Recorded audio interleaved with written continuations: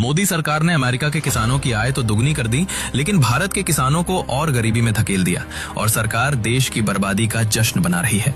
दरअसल US India trade deal में America Bharat पर टैरिफ 50% से घटाकर 18% करेगा। बदले में भारत अमेरिका से $500 बिलियन का सामान खरीदेगा और अमेरिकी प्रोडक्ट्स पर जीरो टैरिफ देगा। एग्रीकल्चर जैसे सेंसिटिव सेक्टर खोलने की बात करेगा और रूस से तेल खरीदना बंद करेगा। और ये पूरी कहानी सिर्फ ट्वीट्स और बयानों पर टिकी है। अमेरिका में ट्रंप कहते हैं, मैंने भारत को लाइन पर ला दिया, और भारत सरकार ट्रंप के इन दावों का खुला खंडन भी नहीं कर सकती।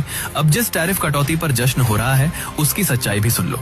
ट्रंप से पहले अमेरिकी टैरिफ 2 से 3% था, फिर ट्रंप ने पहले 26% किया, फिर रूस से तेल खरीदने पर 50%, अब डील के बाद 18% किया गया और बीजेपी की गोदी मीडिया इसे जीत बता रही है। इससे सबसे बड़ा खतरा एग्रीकल्चर को है।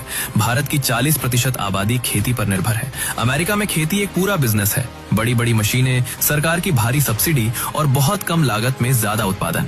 अब अगर ऐसा सस्ता अमेरिकी अनाज, दूध या फसल भारत में आने लगे तो भारतीय किसान उससे मुकाबला नहीं कर पाएगा और इसका नतीजा ये होगा कि किसान को सही दाम नहीं मिलेगा, खेती छोड़नी पड़ेगी, गांव की कमाई टूटेगी और किसान और गरीब हो जाएगा।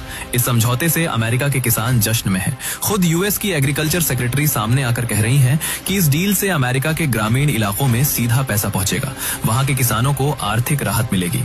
याद है प्रधानमंत्री ने कहा था, किसानों की आमदनी बढ़ाई जाएगी, किसानों के कल्याण के लिए। बस फर्क इतना है कि इस सौदे में वो वादा पूरा होता दिख रहा है, लेकिन भारतीय किसानों के लिए नहीं, बल्कि अमेरिका के किसानों का। मोदी जी ट्रंप से ऐसे डर रहे हैं जैसे ट्रंप के पास एप्स्टीन फाइल्स की मोदी की कोई वीडियो हो। पहले भारत ने ईरान तेल खरीदा तो अमेरिका ने उस पर सेंक्शन लगा दिया, और फिर वेनेजुएला तो उस पर भी सेंक्शन लगा दिया, और फिर रूस तो इंडिया पर टैरिफ पेनल्टी लगा दी। मतलब अब अमेरिका तय करेगा भारत तेल कहां से खरीदे और कहां से नहीं। निष्कर्ष सीधा है, ये डील कम और ब्लैकमेल ज्यादा लगती है, सरेंडर लेकिन धुरंधर की ड्रेस में।